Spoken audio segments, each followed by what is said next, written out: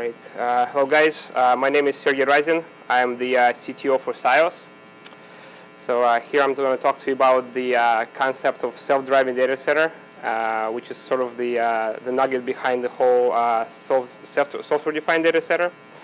I am going to explain what is the driving force behind it and some of the challenges associated with that. So before I go in there, I'm going to introduce SIOS a little bit.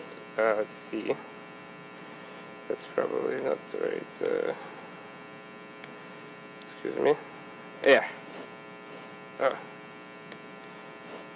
Hold on. Let's try again.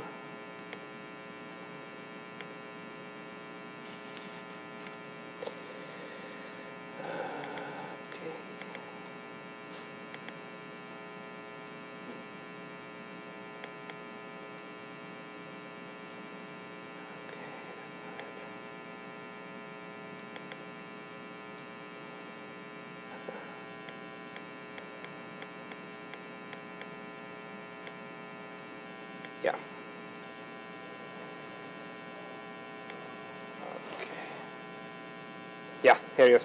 So SIOS was founded in 1999. We are the wholly owned by the Japanese company called SIOS Technology Inc., based in Tokyo, Japan, publicly traded in Japanese stock market. We have worldwide presence throughout US, UK, and Japan with over 50,000 licenses installed, and I will mention of what. And obviously we have partnerships with some of the leaders in technology mentioned here in the list. So today SIOS is really about the high availability and replication solutions and clustering solutions for Linux and Windows. So besides obviously protecting the data, it's also responsible for protecting the applications that run on top of those servers. And here's a list of applications and services and databases that we protect. So if you're interested in that aspect, please feel free to stop by and talk to me after the session. Now I will dive into specifically the session that I'm here to talk about, which is sort of a new initiative which SIOS is going after. So before I do, I'll try to make this session a little bit interactive if possible. So how many of you are here would be representatives of IT organization? Okay, and how about developers? Okay, so many developers, cool. How about the DevOps? Is there a mix of, nice, okay, so we have both involved. Okay, so I guess before it's going to be like, you will see a little bit of sprinkles of Kool-Aid here, so it's not dangerous. I'm going to go and dive right into, as I go along through the presentation, what specifically the target of the analytics behind it. But before I go into the technology trends, so as far as technology trends happening, specifically I outlined the cloud and big data, right? Besides the technology behind the cloud, for example, like virtualization, it's really a business model, because what drives the technology is business after all, right? So, and the cloud introduced this concept of where you, instead of owning the infrastructure, you go into renting infrastructure. So the challenge is how do you deliver these services, the IT services, to the customers for duration of the time that it's being rented, right? And big data, besides massive amounts of data, it also introduces new applications that are self-resilient, that are scalable, they are cluster ready. So it's something that IT not specifically been adapted to yet in terms of like how do you manage this beast and stuff like that. So with those business model arriving, there are two things that started happening, which is a software-defined data center or software-defined anything, right? And the concept behind it is actually extract the core logic, the core brains out of the hardware and put it into a software. So this is where software-defined networking and software-defined storage comes into play. Right, and as a part of it, once you extracted almost all the intelligence out of the hardware, here is a hardware commoditization, which kind of has been sort of brewing for a while, but it seems like it's going to happen now, so it feels, right? And that creates a convergence. So the convergence here happens in multiple levels. One level, it happens in infrastructure, where you see, the storage, conversion, virtualization, in a single appliance. There are occurrences of storage going with networking into a single appliance. But besides that, it also drives the convergence in IT management, right? You have whether due to economics or perhaps due to the cloud emerging and the tools around it, you can see where certainly organizations start kind of like working more together, and where you have less silos. I mean, it's not really true yet for enterprises, of course, but this is where VMware and virtualization is driving this stuff, and I'm sure they're gonna, it's a known battle for them, so they're gonna try to fight that. But at the same time, certainly we see it happening very rapidly in the smaller organizations, for sure. So what is really behind all that, movement? What's kind of the nugget of this? Or, are those the shiny knobs that each one of those technologies exposes, or is something else? And that's what I'm going to try to answer in this presentation. So the way it started, 14 or so years ago, is when essentially customers were looking for agility and flexibility for their infrastructure, while to be able to deliver these services inexpensively and dealing with massively growing amounts of data and organizations growing geographically, right? So how do you actually deal with this stuff without paying an arm and a leg, while also delivering scalability, performance, and availability? And it felt like the customers found a solution, right? It's a cloud and virtualization. So that's it. I think we got it, right? So once we're kind of going to park our customer with a solution for a moment, and let's look at the data center today. So what data center today consists of is obviously the silos that we're all familiar with. It's storage, network, and cloud, right? So while storage we have broken down into more closed and open, right? In the storage space, in the more closed environments, you have EMC, Dell, NetApp, and those big guys, the big players. In the network space, you have Cisco, Juniper, and such, HP. In the cloud virtualization, you of course have VMware, Citrix, Microsoft, Dell. And what's particular about those solutions, while they're of course expensive, as it says here in closed, they provide scale and capacity. They are proprietary solutions in terms of software and hardware. They're not heterogeneous. They are, as I mentioned, expensive. Did I say that again, I guess? And they are very restrictive in terms of the vendor lock-in. At the same time, what we start seeing is emerging alternatives to that in an open source space. So in the storage space, we have Ceph, which recently got acquired by Red Hat. Hadoop, which is obviously also, besides everything else, after all, is a storage system. We have SwiftStack, Gluster, OrangeFS. By the way, the OrangeFS guys are standing here in the hall if you want to stop by and learn about what those guys are doing. In the network space, we have this push for the software-defined networking, where you have companies like Big Switch, PK8, Arista, Open Daylight, with a controller start arriving. And of course, in the cloud virtualization space, we have CloudStack, OpenStack, and Eucalyptus that got recently acquired by HP. So what's particular about those solutions? It provides a scale and capacity. It is open solution that provides this, open from a software and hardware perspective, cost-effective, and there is no vendor lock-in in particular involved. So if we look in details into each one of those, right? So in the cloud virtualization stack space, we definitely have, as I mentioned, the OpenStack, right? And you can claim that those guys actually started all this mess, right? Because the OpenStack was really after like automation and creating those, agile cloud solution where you can provision the resources dynamically. However, while virtualization was always software-defined and would provide you a set of APIs, more or less, that would allow you provision the resources. However, underneath the infrastructure is pretty rigid, like in terms of storage and network, right? So it was inevitable that that had to change, and this is where obviously this software-defined storage started emerging. What's particular about them, like if you take a look at the solutions like Ceph, right? Those guys obviously expose the APIs, so those APIs can be consumed by frameworks for orchestration like OpenStack. Ceph in particular, what's unique about Ceph comparing to others, is it also provides you ability to deliver a distributed block storage, unlike the rest who are more on the file and the object side. They also treat this cluster versus being a RAID of disk, they treat it as a RAID of devices, which provide the scalability and performance advantage over traditional kind of stovepipes. And it does come with enterprise level features like thing provisioning, snapshotting, cloning, tiering, caching, and such. And finally, it's inexpensive in terms of the operational and capital expenses. So the next thing that's been brewing for a while, I'd say about 7 or 8 years, was software-defined networking.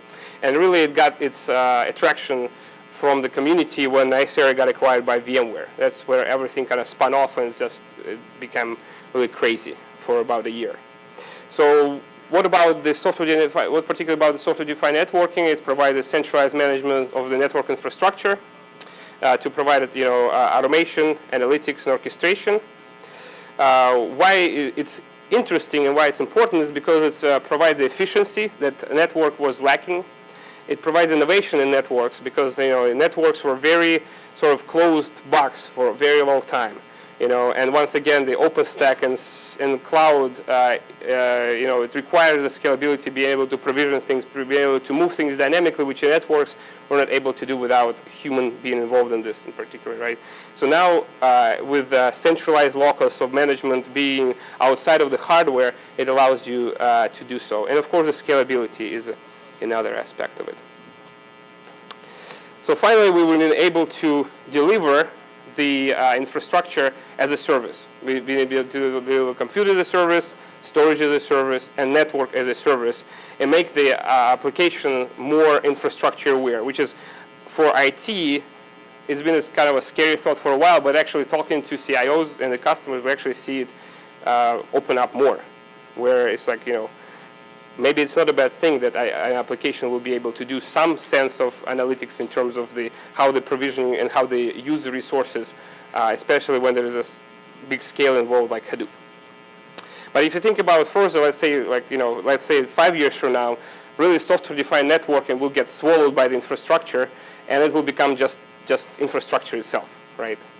So what's going to happen next?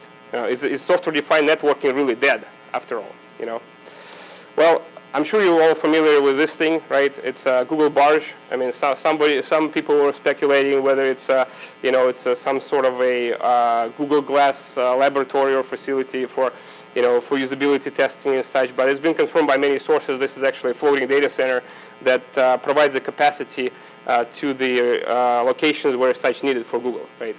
So it really becomes a hardware-defined space, right? It's kind of interesting. It's almost like a full circle now. We went from hardware to software. Now we're back to hardware. And and to be honest with you, I think academia dropped the software-defined about 4 years ago. Once they realized really that the way to provide the performance is actually to embed the APIs right into the hardware. So it's a known fact that companies like Intel are working on providing APIs into their compute stack, like into CPU, to be able to throttle CPU dynamically from the application perspective. So it's going to be really interesting, which is basically this. Speaking of knobs, which I also mentioned earlier, that's just another big knob. Somebody has to drive it. Is it going to be a human driving it, or maybe somebody else? So back to our customer that just realized that cloud and virtualization is a great solution. It's going to provide the agility and flexibility, hopefully going to be inexpensive. Well, but is it, right? So if you look at the virtualization, that kind of created a problem on its own. So it created this blender effect of all the resources that now suddenly virtualization and compute VM starts sharing. It becomes its I/O becomes kind of it's I/O blender. It's a compute resource blender. And how do you figure out what's actually and where it's actually happening? Where are my bottlenecks? Who is using all the resources and stuff like that? Well, and technology that didn't really stop developing at that point. right? While everybody's still trying to figure out how to use all this stuff, we're pushing stuff even more. We're creating public cloud, hybrid cloud, private cloud, and all this stuff. And there is more layers that are being created. Like, for example, VMware recently announced vSAN, right? So vSAN is yet another layer on top of everything else, right? So how do you deal with all these things? It seems like we still, if you talk to customers, they still haven't really figured out how to deal with virtualization. If you went to VMworld this year, VMware announced a new feature for monster VMs, right? What's the monster VM? It's basically, I'm going to stuff a big one VM on a big box. I'm just going to use the HR capability or dynamic relocation capability of VMware, but you didn't really take advantage of VMware as it was promised, right? You're not actually sharing resources. You're just basically putting one VM, and all you do is just move it around flexibly, hopefully. But so we still haven't really cracked that nut, while the technology is moving along. And really, it all comes to complexity of what was introduced. And there are many customers who we talk to, they don't really specifically know how other environments look like, which is also not trivial. Like, they don't really know, is it supposed to be 10 VMs per host? How do the people use virtualization? But keep in mind, we're like 14 years into this thing, right? So it's kind of interesting. So as far as a software-defined aspect, which I talked about as far as network storage and cloud, what's, I guess, common about all of that there is a software stack and the API. So there is an opportunity to tap into this stuff in some way. And this is where, essentially, those knobs that I have mentioned earlier start being monitored by different types of tools, right? So those tools are your monitoring tools, like Negios, Zabbix, and such, that still look at infrastructure in a very flat way. They monitor networks, they monitor maybe stories, they monitor applications, but nobody is really giving you a full picture of what's actually happening, who sits on top of who, and how do they actually all relate to each other, And the other aspect of it, so the other technologies which have started tapping into more like a big data aspect, which is Splunks and Elasticsearch and such, right? So what they provide you is ability to, using your understanding of the infrastructure and familiarity with the tool, whether it's like, the query language that they provide, is to be able to slice and dice the information that you put into those engines and hopefully correlate and derive that information on your own, right? But the reality is that nobody really has time to do this. It's just too long. You're not solving my problem. So the gaps today is, this is basically what we gathered from talking to many customers that we have, is that it's a mix and match of tools. There are some monitoring tools, there are management tools, there are log analytics tools, and kind of do-it-yourself analytics. There are many frameworks or dashboards that provide you ability to, hey, put the data in a success model, and we're going to create you a dashboard. Some people use this. It works. Some people just use spreadsheets. Very common. How do I figure out the regression in terms of when I'm going to run out of storage? I'm just going to, every week or every month, I'm going to pull this thing in spreadsheets and just do it this way. And then after all, this is, people who provide the technology. It definitely takes IT experts in terms of configuring thresholds, rules, and models. Statistical analysis, if you can master that, and all the specializations in the silos of networking and storage and compute. And still, as a result of that, what you get is a best guess, right? How do you size your VMs, and where do you place them? Especially when you talk about large data centers with 3,000 to 10,000 VMs, right? How do you plan your capacity? When are you going to run out of it? Failover planning. What's going to happen if so many hosts in my infrastructure fail? Am I actually going to survive, right? Root cause analysis, very common problems. Customers that we talk to, in most cases, they have 90% of their calls from help desk going all the way to the core engineering groups, because there is no tools that can provide immediate feedback to the higher level support teams to tell them whether it's application problem or infrastructure. And in fact, in most cases, they're saying it's application problem. They see it because customers now use the cloud properly in many ways, but they have to dig into this thing, and it's very inefficient. And hardware configuration. All the hardware is different. The buses are different. What's the best hardware for me? Who should I purchase? When should I scale? And things like that. So it's all best guess today. And finally, the silos, right? So you have application, storage, compute, and network. When the customer calls and tells the DBA that there is an issue, obviously DBA looks at this stuff. I think it looks good. He goes to the virtualization guy. Virtualization guy says, I don't know what you're talking about. Let's talk to the network guy. The network guy says, okay, all the ports are up, the data is flowing. I think it's okay. And then it goes to the storage guy, and the storage guy have some tools, and they all have different types of tools. There is no common view into this thing. So what I believe is missing is really what's missing is the brain. There's got to be a common brain that provides you ability to figure out that easily. And because data is there, it's just the tools are not there, and there is no way to correlate all those together. So what I'm after and what I'm talking about is really converged predictive analytics is the gap today. And there are technologies and algorithms that have been around for many years, like machine learning, that provide you ability to trend the data, to understand all this stuff, to understand the behavior of infrastructure, and take advantage of it in terms to be able to go from best guess to more predicted and more understandable and precise decision making. And really, it comes down, as I mentioned, data complexity. As virtualization adoption started happening, at first we were putting the non-critical applications where tools that were built by VMware and such for management were okay. It's non-critical apps, it's for development. If it crashes, no problem. Then we went into monitoring tools as we start moving the more critical apps, right? We had to maintain some SLAs. We had to be able to understand when something fails, right? And finally, with the software-defined data center, and by that I mean where the scale is big, and you have multiple layers, like you have again vSANs coming out and all this good stuff.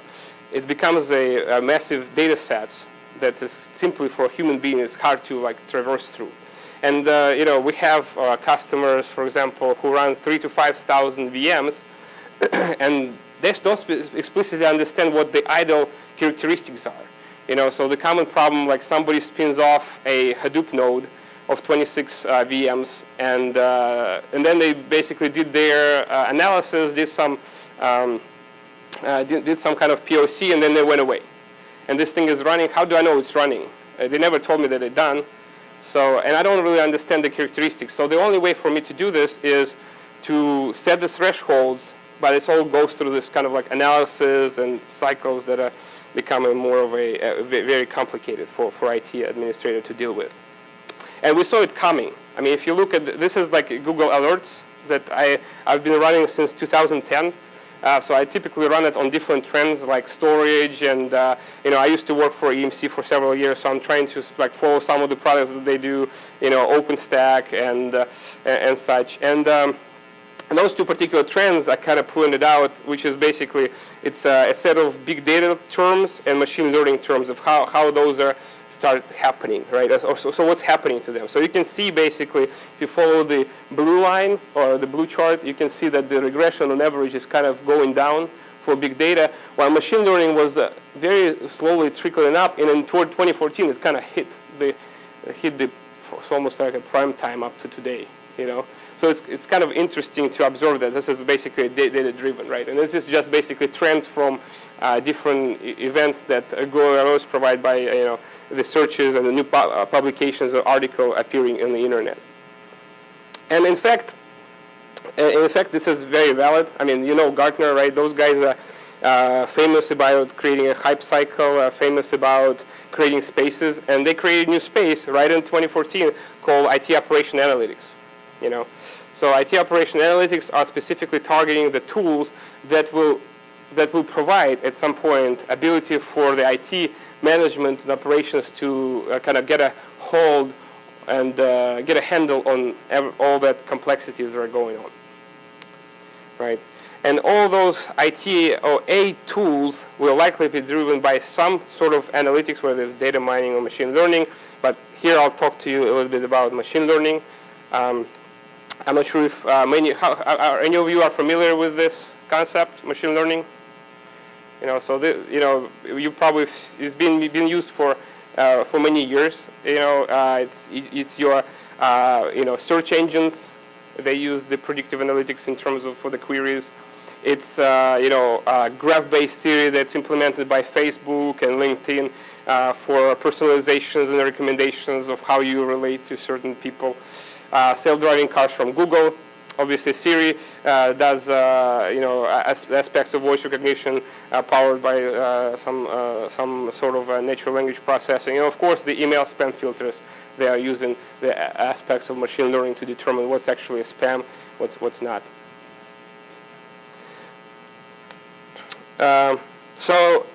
Basically, what's the difference between the traditional analytics and the machine learning? So traditional analytics has a set of defined algorithms that do not self-adjust to the new data arriving. On the other hand, the machine learning is self-adjusted and optimized based on the new data arriving, from the data centers, from the data centers in this case.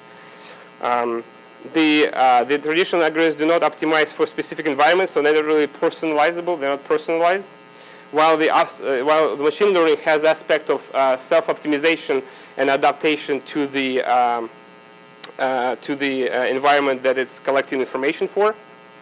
And while traditional analytics and data mining can provide you a set of results for correlation and training and forecasting, on the other hand, machine learning is all about recommendations and predictions. Predictions of behaviors and recommendations based on different patterns that have been recognized from a data set that's been derived. So what would the next generation kind of data center look like, right? And with those tools in place. So this is what we have today. And this is what I kind of mentioned as far as your idle resources. How do you identify them, right? You have to configure and manage some sort of a tool. You have to constantly analyze and report in order to be able to understand the behavior of the data center and what's happening in terms of capacity and performance. You have to derive on your own the solution to a problem that comes from the data set that has been reported. You have to test and verify the solution. And after all, you have to reconfigure the system. So if you put like idle workloads through this cycle, then it would look something like, you take a tool that provides monitoring. Let's say, it can be on a small scale as Perfmon. On the other side, it could be some kind of SolarWinds or something like that. You run it. You try to understand, what are my thresholds. You set them. You create a report. You analyze it. Is it good? Is it at a domain controller that's actually not consuming something at all, and I'm going to just delete it, and it's going to cause all kinds of problems, or is it truly an idle VM? And once you analyze it, you can come to some kind of decision to be able to, for example, recycle those resources. But the thing is, like, the reason why it's a cycle, because suddenly the data center went through some kind of change. Somebody, applied a bunch of, let's say, service packs, or something that changes the behavior of your even operating system, right? And suddenly those thresholds are no longer valid. It doesn't really matter how the application behaves, but those type of changes can derive from patching, right? And suddenly you have to go through this cycle again. So with machine learning aspect, you are actually able to do all of that without involving a human in particular, right? So you can do a root cause analysis and impact analysis, simulation, recommendation, and automation, right? So while you do have human who will make the ultimate decision in terms of like, okay, well, what actions I would like to take when those has been identified, however, in some cases, I definitely can see where even that can be eliminated to an extent. It will simplify the role of IT and will make them do, or will allow them to do what they're there to do, like onboarding new customers, make new deployments versus like putting down fires all the time. So obviously those solutions that I have mentioned, obviously Gartner is looking into this space significantly. There are companies that are emerging in this space today that will be coming out with a solution with some sort of analytics in this, right? So you as a customer who run IT, or maybe you are one of those organizations or startups that's looking into developing a product in this space of some sort, right? So I would like to go over 5 key requirements for machine learning application that you may look into as you're evaluating solutions or developing solutions, right? So one of them is presentation. So API and UI, right? So API is in fact very significant for many purposes in terms of integration with other components for reporting and such, right? So nobody really cracked the nut of today of how do you actually interact with the system with the analytics system in a way where it can be scalable, you know, because there are a lot of use cases for analytics, and I'm not talking about management tools, right? I mean, I think we all understand management tools. Yeah, there is like, you know, there is a CPU, there is a network card, there is like a LAN, there is something like, I mean, all of those stuff are great, right? But how do you actually interact with the analytics system to be able to ask questions? And, you know, some may say, well, you create like some kind of a SQL query, but here I'm talking about API, that you can actually send a request and get a response for your question, and make it effective in a way where you can actually perhaps from a single call get a whole mashup of information that you can graph and visualize and understand, right? The UI is actually very significant in this case, and I have to say that, you know, most of the products in this space of IT simply suck in presenting all this information. I mean, I've been looking at a competitive analysis for several years, and nobody. I mean, it's just not there. It's so complicated. It takes like 200 pages just to understand how do you actually derive some kind of root cause analysis from all those graphs, right? It has to be simple. And when it comes to machine learning, if those guys will try to go extend, which is natural extension from a management tool into machine learning, they will fail. It has to be presentation. It must be there, you know, and it's not there today. So they you know, it has to be one of the important things for machine learning application. And kind of like my list is actually structured from the most important to the, I mean, I would say least important, but those are the components in terms of the priorities, how I see it from experience. Another aspect of it is scalability is the key, you know, because with machine learning, once again, when you deal with management and monitoring tools, the data sets are small. When you talk about machine learning, you constantly have to crunch the numbers. There's massive data sets, and scalability is the key. You know, and being able to decouple your components and kind of like and let them all crunch the numbers and provide you the answer.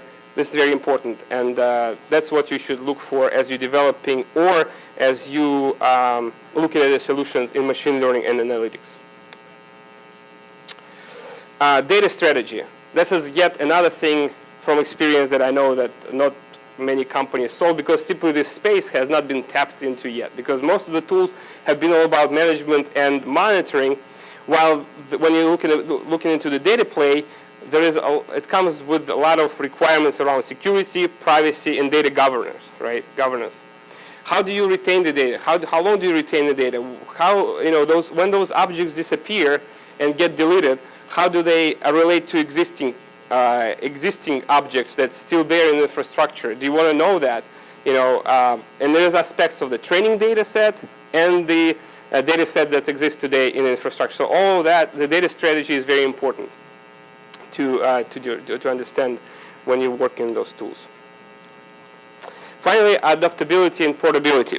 So it's very important that the customers are capable of extracting the information from the machine learning application, analytic applications for other purposes. And that kind of goes back to the API. At the same time, adaptability is significant for the product as it's being developed in terms of speed, right? So for example, it's important that you can basically switch the algorithm of machine learning without making significant code changes. If the adaptability is not there, the product will simply fail, because you know the algorithms and technologies that deliver those algorithms, whether it's developed by a vendor or brought in through some sort of a library, you know, those have to be easily plugged into this framework and if it doesn't, it will significantly slow the progress to a halt. And finally, which is, I wouldn't call it the least important, but the algorithm and the data normalization aspect of it, once you have all of that figured out, because once you build a platform, those aspects are important. The algorithms that have been there for a long time, there will be an algorithm play, because people will be saying, oh, how is my algorithm better than yours, and how is it more effective, right? So algorithms will become important. The way you normalize the data for the algorithms is critical, and it kind of talks about scalability. But again, the algorithms have been in the machine learning space for quite some time in statistics. That's why it's more of like applicability of specific algorithm to a space versus other aspects, which once missed, there is really no way to solve that without significant changes to the architecture, which can be sometimes failure for the product. So a little bit on a do-it-yourself part. So if you are brave enough, I would encourage you to look into this products in open space that exists today. One of them is R or Vika. There is also a Medlib, which is the library provided by Pivotal, that actually has a R integration and Mayhouse. All those components will allow you easily, I would say, but it's some of it may not be as easy, of course, but at least R, actually, I know it has R Studio, and it provides the ability not necessarily play with the R with the language that it has, but more with the object-oriented way, but it will allow you to sort of get introduced into some of the algorithms out there.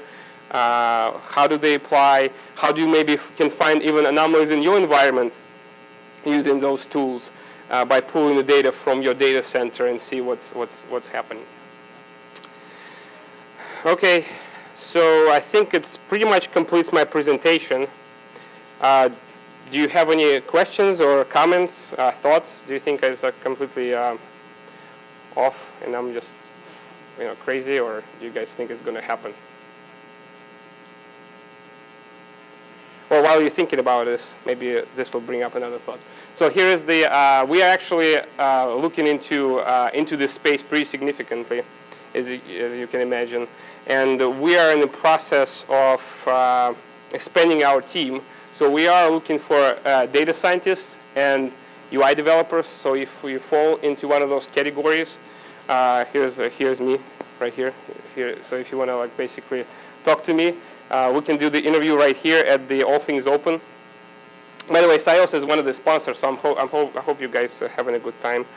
And also, if you want to have a sneak peek into the product that we're building, at booth 12, we are working in this new IT operations application, generically speaking, without revealing any specifics. And you can have an opportunity to participate in usability study in booth 12, which is somewhere like 45 degrees from here, and get a coffee. It's actually $15. It went up since yesterday, so I put the slides yesterday. So, and you have an opportunity to participate in a raffle for Nexus 7 that will be given out to someone, to a lucky one, tomorrow at 2. Now, questions. Go ahead.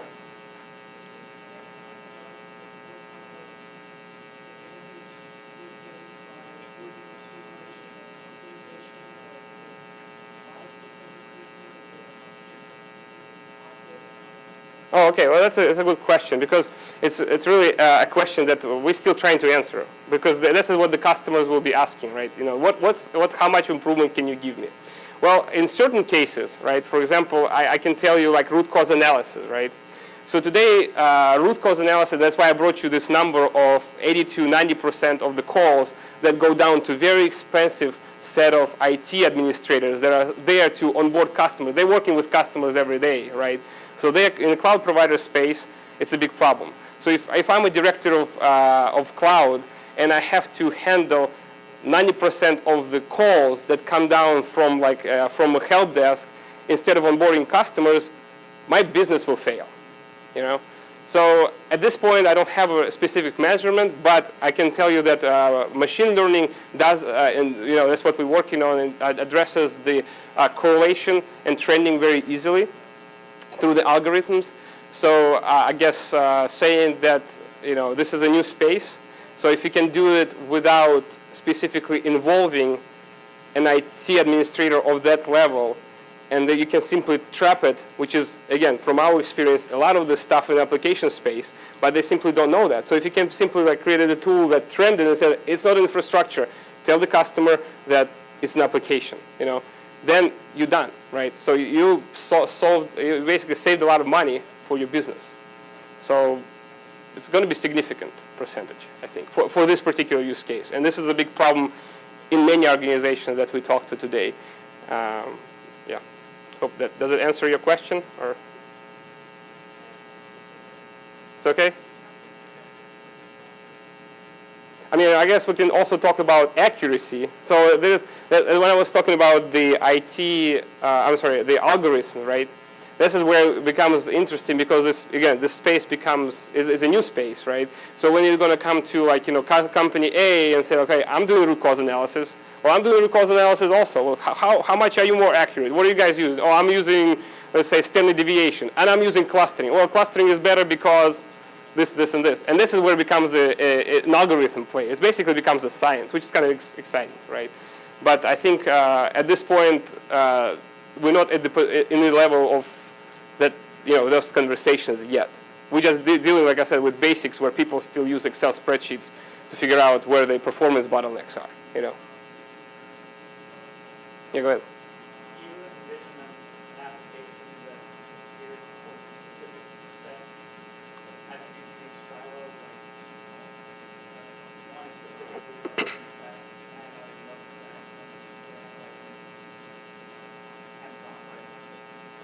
Yeah, well, let's see, where is it here? There it is. So one of the aspects of one of the aspects of machine learning or analytics in general is this data normalization, right? So in many cases, like when you're dealing with let's say insurance data, right? Whether it's like healthcare and such, the data is not very normalized. Right, so it's basically there's no standard, they come in different forms, unless you have some kind of professional services working and slicing it into what you expect, maybe using some kind of NoSQL database. Well, there's a good chance maybe you can use some kind of a decision tree algorithm and drive it to something. Gladly, in IT, the data is somewhat known.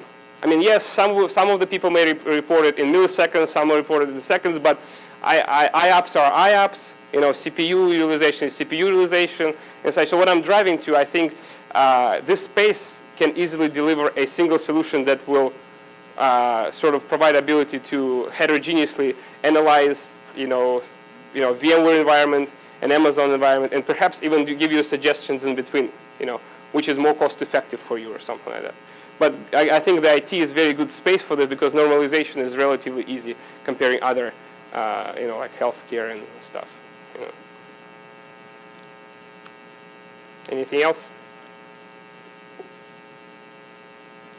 Okay. Well, I think thank you very much for your time. Enjoy the conference, and I hope we'll see you again. And maybe if you're in IT, maybe one of those products will appear in your space soon.